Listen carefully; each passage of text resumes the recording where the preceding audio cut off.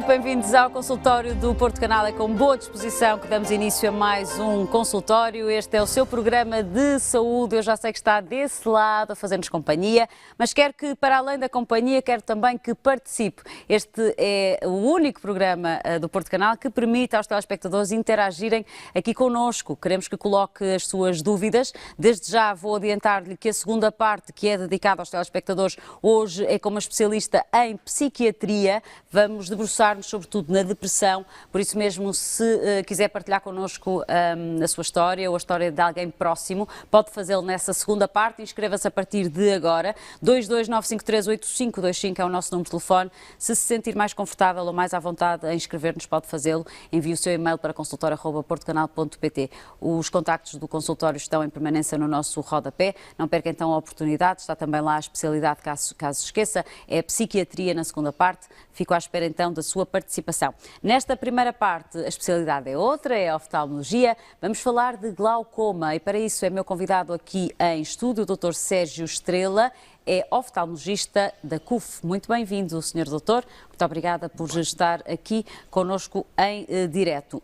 Doutor, vamos perceber obviamente o que é o glaucoma. É por aí que vamos começar a dar a entender lá em casa a todas as pessoas o que é então este problema que acontece no nervo óptico.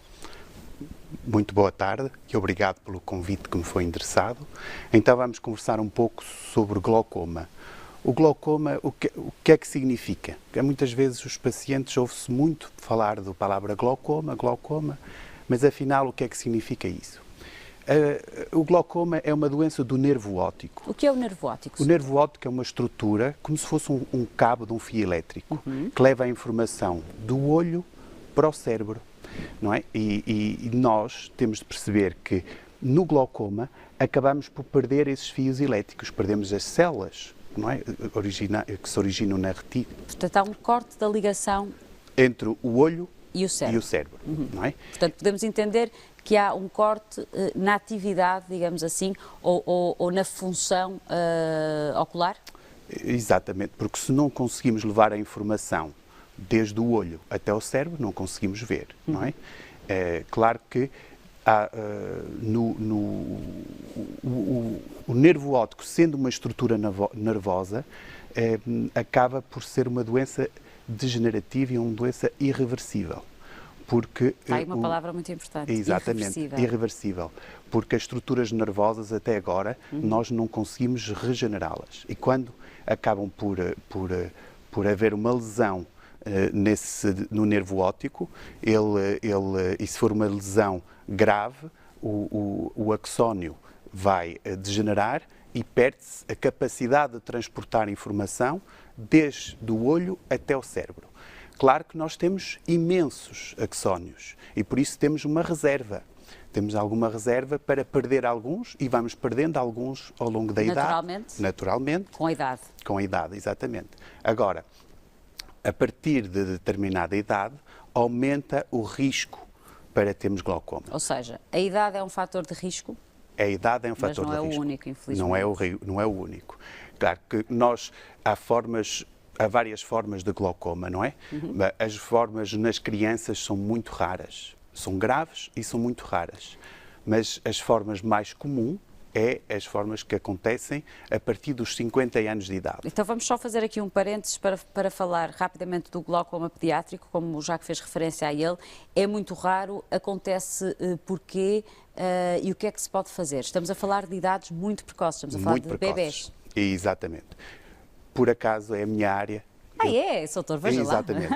Eu não sabia. Exato. Eu trato muito, eu dedico-me mais à área pediátrica e normalmente são casos muito graves, casos dramáticos, mas que... Que acontecem porquê, doutor? Muitas das vezes são ligados a alterações genéticas, não é? Herdadas, que os pais às vezes desconhecem. São secundários a alterações do olho. Quer dizer que a doença primária não é o glaucoma, mas é uma catarata congénita, é umas anomalias de desenvolvimento do segmento anterior e, posteriormente, pelas deformações, pelas cicatrizes, ou às vezes pelas intervenções cirúrgicas que vamos ter de realizar nessas crianças para, por exemplo, retirar a catarata congénita, as crianças vão acabar por desenvolver um glaucoma secundário, não é? E depois há as formas primárias, que é o glaucoma congénito primário. Essas formas são mais ligadas a alterações genéticas. Em Portugal, conseguimos identificar os genes ligados a essa doença em mais ou menos 40% dos casos, não é? Dependendo dos níveis de consanguinidade num país e do país a que estamos a falar, mas em Portugal o que está publicado até agora é de 30% a 50%, com uma média de 40% ligados a um gene. E quando identificamos esse gene, até podemos ajudar os pais numa segunda gravidez a evitar que a doença apareça. Quando o problema está cá, estamos cá para tratá-lo. E muitas crianças que têm glaucoma congénito podem ficar a ver toda a vida. Perfeitamente toda a vida. Infelizmente, em alguns casos, não.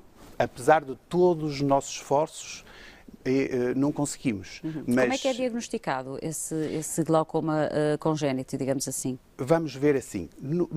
Uma criança tem um olho muito elástico, não é? Então, quando ela tem normalmente os glaucomas das crianças, os glaucomas pediátricos, vão acontecer com um aumento de pressão ocular, sempre. Nos adultos podemos até ter glaucomas com pressão intraocular normais. O que é a pressão intraocular, Sr. Doutor? Existe o olho é uma estrutura e tem uma pressão. Como temos a pressão arterial, temos uma pressão intraocular. Essa pressão tem níveis de normalidade, dos 10 aos 21, mais ou menos 10, 9 aos 21 milímetros de mercúrio. Quando ultrapassam esses valores, temos o que nós chamamos uma hipertensão ocular. Nem sempre a hipertensão ocular... É sinónimo de glaucoma? É sinónimo de glaucoma. Mas pode ser um alerta? É um fator de risco. Muito bem, é um fator de risco. E como é que se mede? Há vários métodos, não é? Nos bebés, por exemplo? Nos bebés podemos medir, muitas vezes temos de levar os bebés ao bloco para medir, porque eles não nos deixam observar. Isto acontece, estamos a falar de bebés recém-nascidos? Nós, por exemplo, quando vemos, como até agora não tinha acabado de responder à pergunta, como é que nós notamos que um bebê, quando nasce, Exatamente, porque os bebés não se queixam, exatamente, portanto, ainda não sabem falar. Então, a pressão é tão grande que eles acabam por ter uns olhos grandes, porque as estruturas dilatam, então vamos ter uma córnea muito grande, um olho maior, não é? E, sobretudo, uma córnea maior e uma córnea que não é transparente. A córnea é transparente como um vidro e nós, através dela, vemos a cor dos olhos, não é? A íris. Quando uma criança nasce, fica com a córnea turva, porque a pressão é alta e acaba por alterar a estrutura da córnea, não é?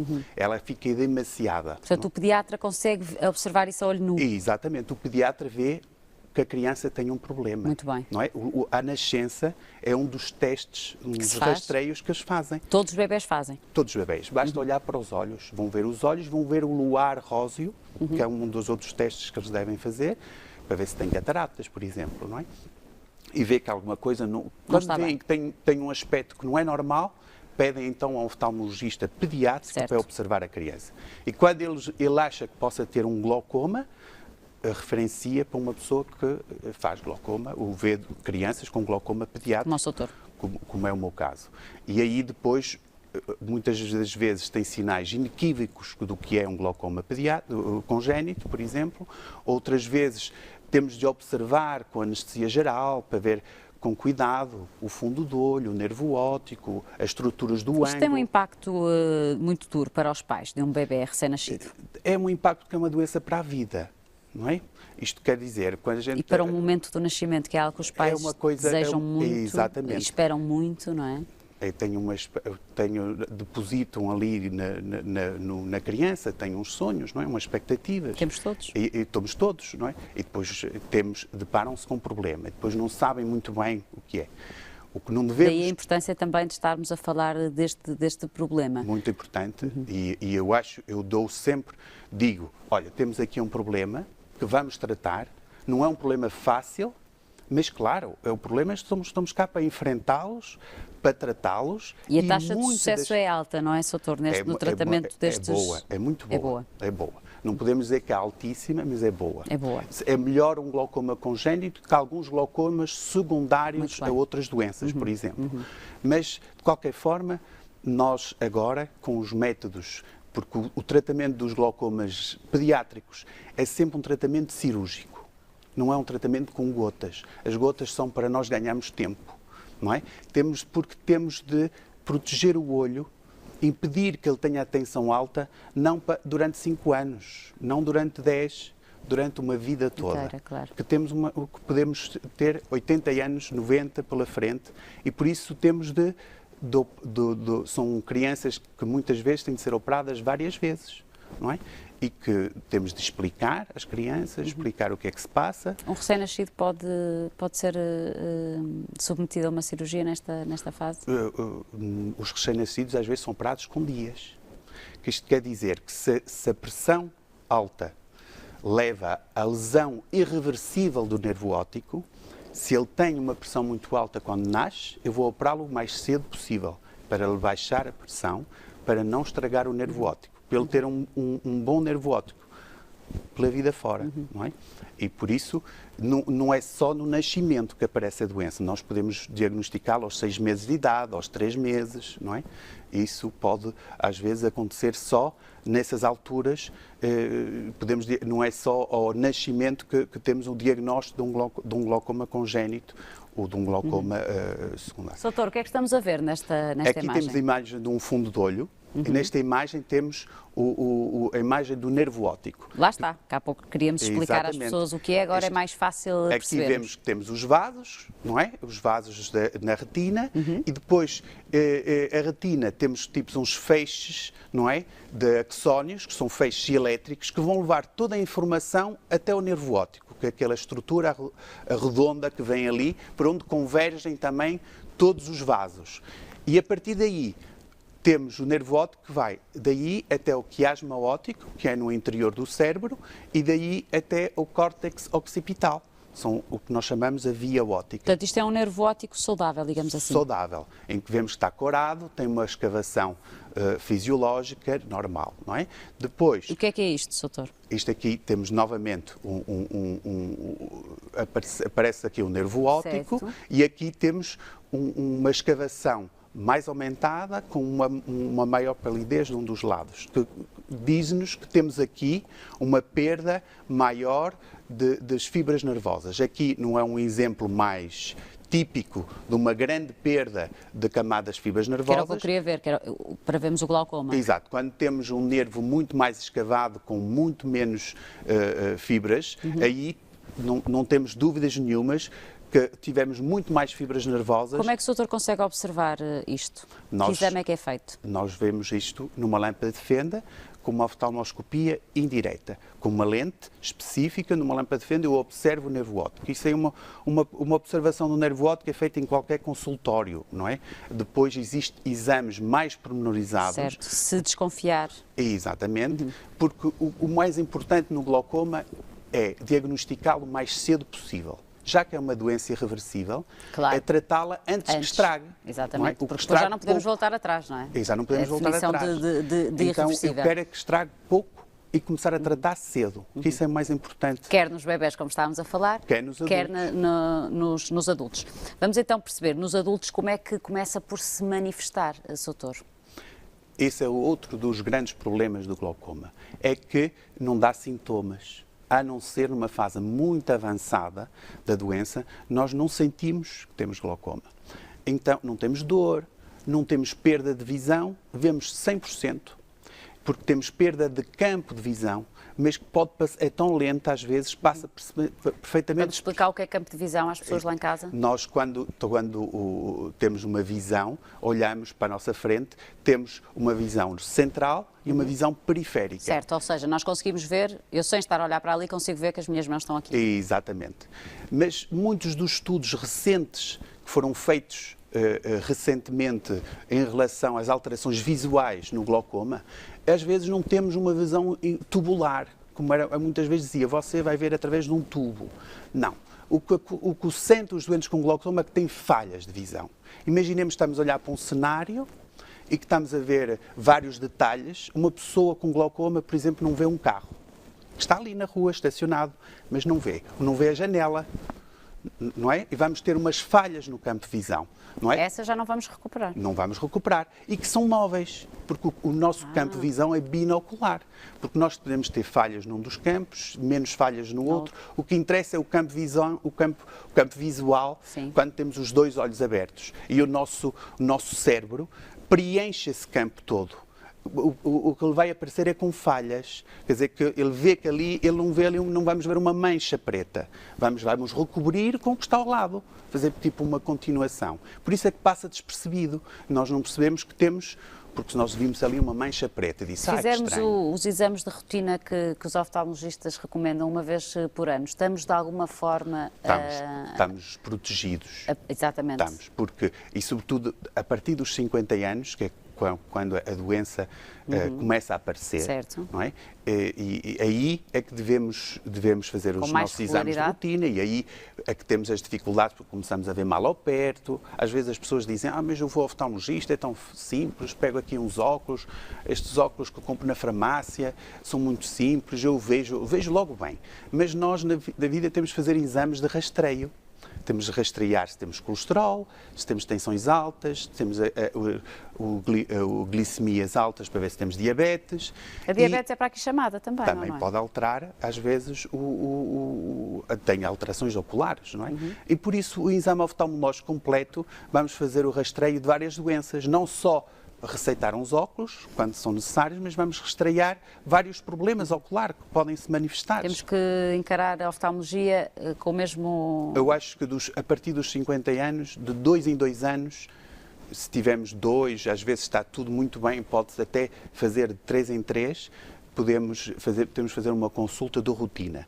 Quando é identificado um problema ou temos um fator de risco, por exemplo, se eu tenho um paciente que aos 50 anos tinha a mãe com glaucoma, o pai com glaucoma, o irmão com glaucoma, eu quero vê-lo todos os anos. Claro. Porque o risco é grande. Então mas essas pessoas vêm, porque eles veem como é que estão o pai, como é que está o pai, como é que está a mãe. Com essa realidade. Com essa realidade. Portanto, a partir dos 50 anos, com familiares com glaucoma, exatamente. Outros fatores de risco que podemos alertar as pessoas para... Por exemplo, a raça negra, não é? Pessoas de raça negra têm glaucomas, são mais frequentes e mais agressivos. Temos também outros fatores que são identificados depois na consulta, que são a espessura da córnea, que é mais diminuída. Não é? Isso é uma medição que nós fazemos. Uma córnea normalmente tem uma medição standard. Quando esta córnea é mais fina do que o normal, é um dos fatores de risco para termos glaucoma. Isso também se faz nas consultas de rotina, Soutor? Não fazemos, mas, por exemplo, quando temos um doente em que temos um nervo óptico suspeito e que podemos duvidar que existe ali uma patologia como o glaucoma, então nesse doente vamos medir a espessura da córnea. Imaginemos que tem uma espessura diminuída. Não é? Então é mais um fator de risco que adicionamos aos outros que o doente possa ter. Outro dos fatores de riscos é a miopia. Não é? A miopia normalmente cursam com uns olhos um bocadinho maiores que o normal, não é? Então tem umas estruturas mais finas e mais suscetíveis à pressão. Quando temos imaginemos uma esclera, que é a parte branca do olho mais fina, sabemos que é onde o nervo óptico se vai ancorar, nessa esclera. Se ela está mais fina, está mais sujeita a uma determinada pressão. É uma coisa mecânica, não é? Portanto, os miúpes devem também estar mais atentos. A partir dos 50 anos para a frente também tem maior risco, um pouco mais de risco de vir a ter glaucoma do que aos outros. Diagnosticado o glaucoma, Sr. Doutor, o que é que se segue? Sabemos que não podemos, e como disse, voltar atrás, portanto não podemos recuperar o que foi perdido, mas podemos adiar o processo, digamos assim? Exatamente. O que nos interessa é parar a doença, não é? E a doença vamos tê-la sempre, é uma doença crónica. Mas se nós conseguimos parar a perda, ou ter uma perda tão pequenina, que eu digo aos meus doentes muitas vezes, olha, você vai chegar aos 140, depois já não faço nada por si, depois dos 140 não posso fazer nada. O que interessa é que perdam fibras nervosas a um ritmo muito lento, não é? que não nem sequer se sentem a doença. Tenho doentes Como é que que não fazemos vão isso? sentir. Como é que é feito então este tratamento? Temos 3 grandes tipos de tratamentos. O primeiro é o tratamento médico, com gotas, não é? Aplicamos uma gota, ou 2, ou 2, ou 3, depende da exigência para controlar a tal tensão ocular, não é? Que só há uma maneira para tratarmos o glaucoma, que é baixar a pressão intraocular. Isso podemos fazer através de gotas, não é? Se as gotas não resultam, ou se as pessoas fazem alergia às gotas, ou se as pessoas não gostam de pôr gotas, existem outros tratamentos alternativos, seguros, como é o tratamento laser. Existe nos Estados Unidos, por exemplo, um dos tratamentos de primeira linha no glaucoma é realizar um laser. Cá não temos? Cá também temos. Na também CUF? Também fazemos na CUF. E é muito bom nas pessoas que, por exemplo, fazem alergias às gotas. É Portanto, muito bom para iniciar um tratamento. Têm um tratamento. Tem um tratamento. Não é um milagroso, porque ele não vai durar toda a vida. Dura normalmente de 1 a 5 anos, pode-se repetir. E tem o efeito equivalente a um frasco, a uma gota. Muito não é? Se um doente precisa de pôr 3 ou 4, o laser não é suficiente. É bom para começar, ou para, por exemplo, uma pessoa que tenha alergias, tolera 1 ou 2 gotas, mas depois já não tolera mais, Podemos então complementar adicionamos aqui o com laser. Isso para depois evitar chegarmos à terceira fase, que é a fase da cirurgia. Que é o fim da linha, digamos assim. É o fim da linha. Dizemos que, como a cirurgia do glaucoma, contrariamente a outras cirurgias, como a da catarata, ou outras cirurgias, por exemplo, que fazemos à miopia, que são muito seguras, muito previsíveis, as cirurgias do glaucoma não são tão previsíveis. E muitos esforços fazemos para encontrar soluções, para encontrar cirurgias que sejam pouco invasivas e que sejam eficazes, mas ainda não encontramos. As cirurgias que fazemos e que são eficazes são muito invasivas e têm no pós-operatório uma recuperação difícil, não é? E que nós não controlamos. Mas espera-se à investigação à volta... Sempre. É a doença do glaucoma. O glaucoma é a segunda causa mundial, neste momento, de cegueira. Por isso não podia haver mais investigação à volta deste tema, imagino. Deste tema. Era aí que eu queria terminar, Sr. Doutor. Em que casos é que, de facto, o glaucoma leva à cegueira? Olha, principalmente, eu vou-lhe dizer 2 grandes grupos. Quando não é diagnosticado... Podemos separar aqui talvez os países menos desenvolvidos. Exato. Nos países, por exemplo, em África, falamos da raça negra. A raça negra, que tem uma doença muito mais agressiva. E não tem meios para tratar. Exato. Não dá sintomas. Às vezes até sabe que o pai... Eu tenho um ou outro paciente que dizem: o meu pai está cego, está em África, está cego.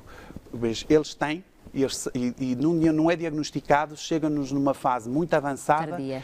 E assim, quando há pouco para poupar, não temos muito para preservar, não é? Se já estragou 90%, portanto, só tenho 10% para poupar. Certo. Podemos quase arriscar dizer que a cegueira é algo que aqui em Portugal e nos países ocidentais é uma realidade que quase já não se verifica, derivada do glaucoma ou não? Não é bem verdade, porque como é uma doença assintomática, se uma pessoa não faz as tais... passa despercebida na mesma, pode passar. Dizendo que lá, como é muito agressiva e acontece em pessoas mais jovens, é mais notória, não é? Mas aqui infelizmente ainda também acontece. Portanto, temos que andar atentos primeiro, aos nossos o mais olhos. importante para evitar a cegueira é primeiro um diagnóstico e depois um tratamento. Certo. Que há outra coisa muito importante no glaucoma, que é o que nós chamamos de adesão ao tratamento. É que isto de pôr uma gota ou 2 todos os dias é uma chatice. E depois eu vejo bem, eu não percebo, então eu vejo bem e vai dizer para eu pôr umas gotas. Aí não é vejo que está. 100%. Não dói, não dói, não se sente. Depois eu ponho as gotas, ali irritam-me, picam-me os olhos, ponho Então os olhos vermelhos. Não vou pôr, não ponho nada disso. É no uma dia realidade que vou à essa? consulta, ponho sempre, ao doutor ver que tenho Está as tensões controladas. Mas não ponho. Isso é uma grande mensagem que quer deixar com certeza, não é? Em todas as doenças crónicas é um problema, não só no glaucoma, como nos diabetes, como na hipertensão arterial. É um grande problema que nós só falando, explicando a gravidade da doença, e eu explico isso, tento explicar isso muito bem aos meus pacientes. Podem ficar cegos? Exatamente, mas não só disso. De explicar o que é que acontece, porque às vezes as pessoas não percebem. Não é? Não percebem o que é que vai nem a gravidade, nem a gravidade. E é preciso mostrar os resultados dos exames. Diz, olha, vê, estava aqui, agora diminuiu, está aqui. Os pacientes integram isso. Pode, o primeiro ano não, mas ao fim de 2 ou 3 anos eles percebem. E mesmo se eles começarem 2 anos depois, ainda vão a tempo de preservar. Não é? Vão sempre a tempo quando fazem o tratamento.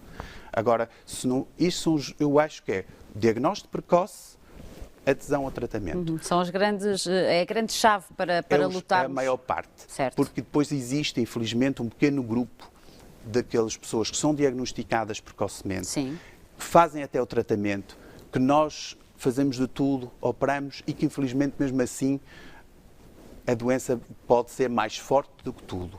Mas isso é uma parte ínfima. Ínfima, claro. Se nós tivermos um bom tratamento, um bom seguimento, um diagnóstico precoce, tentamos fazer um tratamento da melhor forma possível. Há uma esperança para estas pessoas, obviamente. As pessoas ficam a ver 90% dos glaucomas controlam-se com uma gota. Quer dizer, não preciso colocar a gota. Precisa colocá-la, não é? Exatamente. Muito bem, Sr. Doutor, o nosso tempo chegou ao fim. Talvez essa então seja a grande mensagem desta conversa, diagnóstico precoce e adesão ao tratamento. Fica a dica para os nossos telespectadores que acompanharam esta primeira parte. Dr. Sérgio Estrela, muito obrigada por ter estado connosco aqui em direto no consultório. Até uma próxima. Prazer foi todo meu. Vamos para um curto intervalo. Daqui a pouco recebo a professora Isabel Brandão, é psiquiatra.